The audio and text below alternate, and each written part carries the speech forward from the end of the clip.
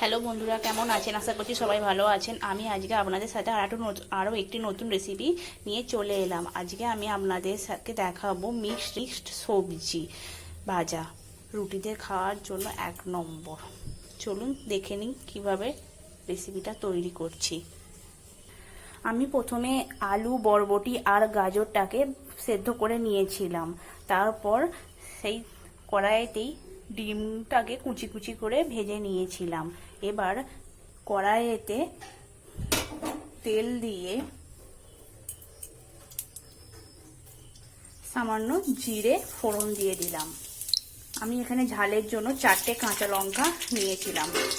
আপনারা আপনাদের স্বাদ মতো কাঁচা লঙ্কা নিয়ে নিতে পারেন। আমি এখানে হলুদ লঙ্কা গুঁড়ো ব্যবহার করব না, তার জন্যই কাঁচা লঙ্কা দিয়ে রেসিপিটা করছি।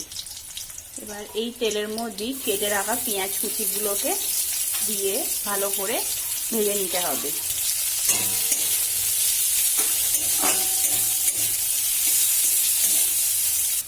পেঁয়াজগুলো যাতে তাড়াতাড়ি ভাজা হয়ে যায় তার জন্য আমি সামান্য পরিমাণ নুন দিয়ে দিয়েছিলাম। পেঁয়াজটা সামান্য পরিমাণ ভাজা হয়ে গেলে আমি এতে কেটে রাখা টমেটো কুচিগুলোকে দিয়ে ভালো করে নেড়ে নেব।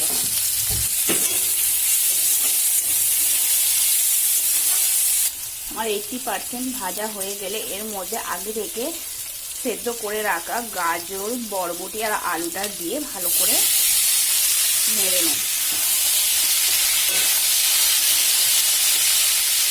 এবার আমি এটার মধ্যে কিছুটা ভাজা মশলা দিয়ে দিলাম। এটাকে ভালো করে নাড়াচাড়া করে নিতে হবে। এটা ভাজাটা 80% হয়ে গেলে এর মধ্যে আগে থেকে ভেজে রাখা ডিমটাকে দিয়ে দিলাম। ডিম দেওয়ার পর গাজর, বরবটির সাথে সেটাকে ভালো করে মিশিয়ে নিতে হবে এবং অনেক কিছুক্ষণ ভাজতে দিতে হবে। আমার ভাজা তৈরি হয়ে গেছে। এবার আমি এটাকে নামিয়ে নেব। আমার ভাজা কমপ্লিট। ভিডিওটি ভালো লাগলে বন্ধুরা লাইক, কমেন্ট অ্যান্ড সাবস্ক্রাইব করে দেবেন।